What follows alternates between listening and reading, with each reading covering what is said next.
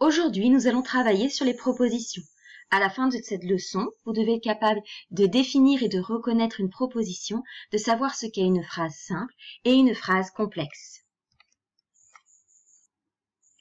Aujourd'hui, nous allons travailler sur les propositions.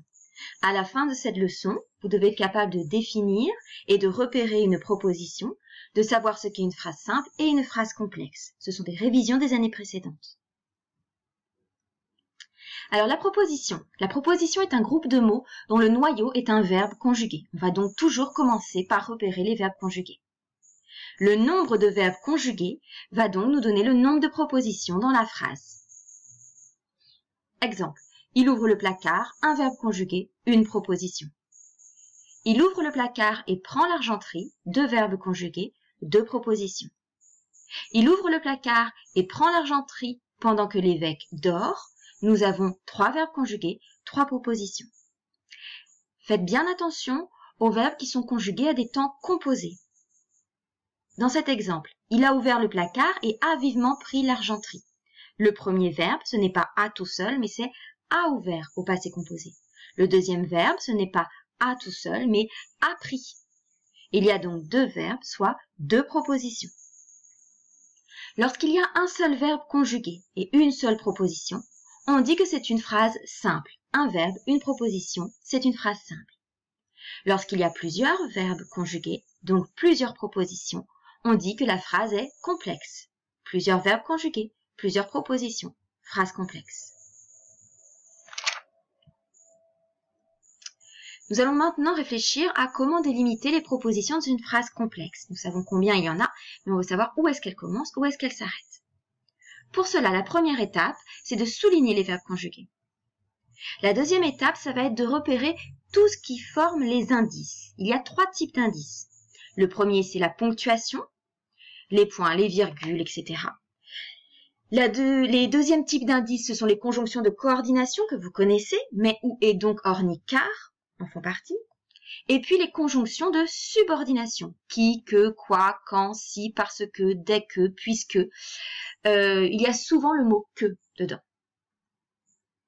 Enfin, lorsque vous aurez fait tout cela, vous pourrez placer la proposition entre crochets. Les conjonctions de coordination, donc mais où est donc orni, car, et la ponctuation, on va les laisser hors des crochets. Entre deux crochets, ensuite, il ne doit y avoir qu'un seul verbe. Nous allons faire des exemples pour que ce soit plus clair.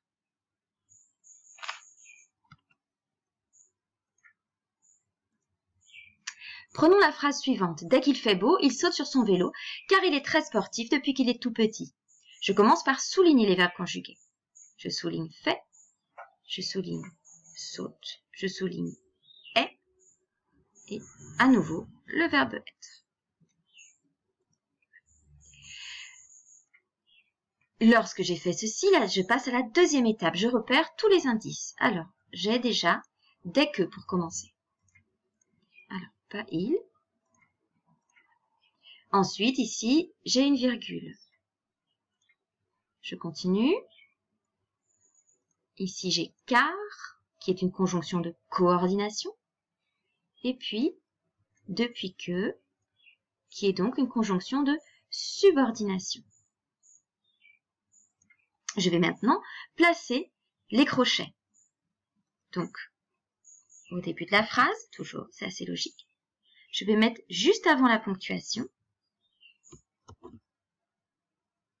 Ici, d'accord, je rappelle que les ponctuations et les conjonctions de coordination, on va les laisser hors des crochets. On verra dans la leçon suivante pourquoi.